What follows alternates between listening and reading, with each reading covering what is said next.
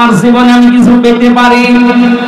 এখন থেকে যদি আমল শুরু না হয়, সকাল থেকে আপনারা মনে থাকবে না, আজকে থেকে এখন থেকে আরম্ভ করা লাগবে। যাদের কাছে আল্লাহর নিষিদ্ধ সেই জিনিস আছে, এই মুহূর্তে এটা বাদ দেওয়া লাগবে। শুধু না, ঘৃণা করে, কি করে বলেন বলেন।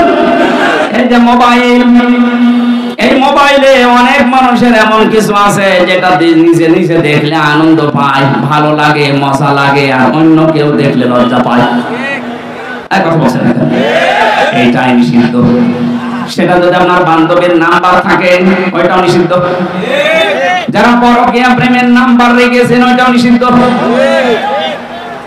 নিষিদ্ধ যে জিনিস, এটার সংজ্ঞা হচ্ছে যে যা নিজে দেখলে ভালো লাগে, অন্য দেখলে লজ্জা পায়। এক কথা বলছেন না কেন? এরকম যাদের আছে, এই মুহূর্তে এটা ডিলিট করা লাগবে, তাও ঘৃণা করে। কারা কারা ডিলিট করবেন হাত তোলেন তো।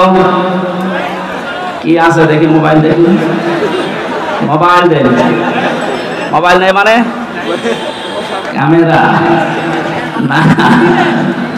যারা হাত তুললেন, সত্যি আমরা মোবাইলে কি আছে এমন বলেন তো, যেটা নিজে দেখলে আনন্দ পান, অন্য দেখলে আপনার লজ্জা লাগে? বলেন, যা আছে এখন বসে বসে চুরি করে ডিলিট করে দিন।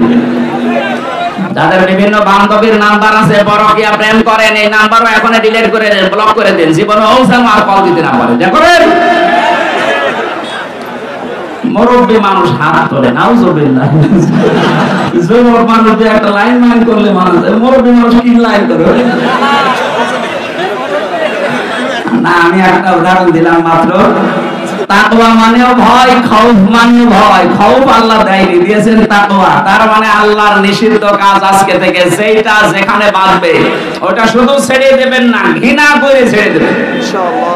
এই তাকওয়া যদি কেউ অবলম্বন করে, কোরআনে কারীম জানিয়েছে দুনিয়া আখিরাত মিলে আল্লাহ তাকে 27টা উপকার করবে। সুবহানাল্লাহ বলতে পারেন না? দুনিয়ার এক নাম্বার উপকার, যদি বিপদে পড়ে দুনিয়ায়, এই তাকওয়ার কারণে নিষিদ্ধ জিনিস যেহেতু আল্লাহর কাছে সারেন্ডার করে ছেড়ে দিয়েছে ঘৃণা করে, দুনিয়ার বিপদে পড়লে আল্লাহ পাক নিজে তাকে সাহায্য করবেন। মানে এমন জায়গায় তাকে পৌঁছাবেন, তার কল্পনাও ছিল না যে ওই জায়গায় যাওয়া যায়। এই আয়াতের তাফসিরে একটা ঘটনা আমি পড়েছি, তা বাড়ির ভেতরে আছে। শেষ করে দেবো নাকি? 1 ঘন্টা হয়ে গেছে, আমার মনে হয় 1 ঘন্টার কথা বলার নিয়ম। একটা ক্লাস চলছে না, ক্লাস তো 45 মিনিট হয়। এতক্ষণ বসে থাকবেন আপনারা ইনশাআল্লাহ।